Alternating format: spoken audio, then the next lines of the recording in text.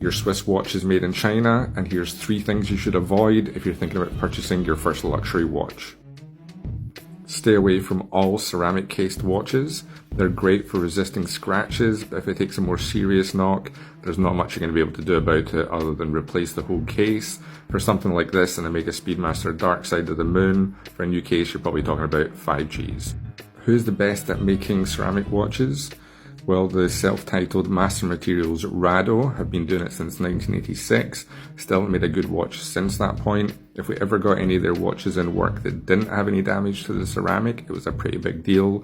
I'll never forget my Rado watchmaker friend Jared explaining to me that certain models had a 50-50 chance of the case surviving just from putting the crystal in. Jared gets so bored working on these shit watches all the time that he quit watchmaking altogether and instead ran a cat sanctuary in the countryside. Shout out to Jared.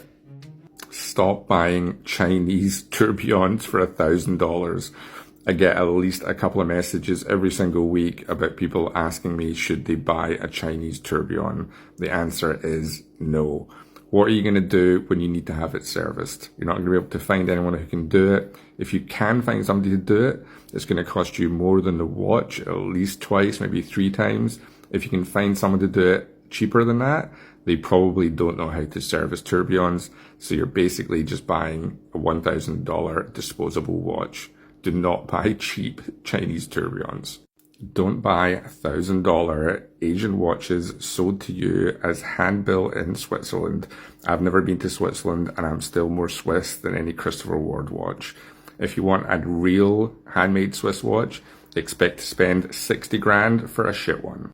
But wait, look, they've got a little photograph of a watchmaker and it says our atelier in Biel. Let's do some more research. When you do a Google search for Christopher Ward Biel, it comes up with this company who is owned by Christopher Ward and makes their watches, so they say. And you'll never guess who owned this company before and who they made watches for. It was the last great bastion of high horology. You're not going to believe who it was. Drum roll. Fossil! For everyone who guessed Patek, I'm sorry, you were wrong. Look, they don't even put Swiss made on the dial of these anymore. That's how Swiss made these are. Do your research, guys. All the information is out there on the internet. Go and find it. Make educated decisions and get the right watches for you.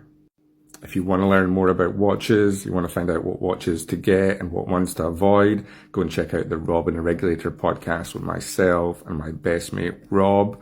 He's a real watchmaker. He trained with AP in Switzerland. He worked for them. He speaks French. He's the real deal. He's also on TikTok. Go and give him a follow. If you want to have more of a chat with us, talk more about watches, go and join our Discord server, link in bio.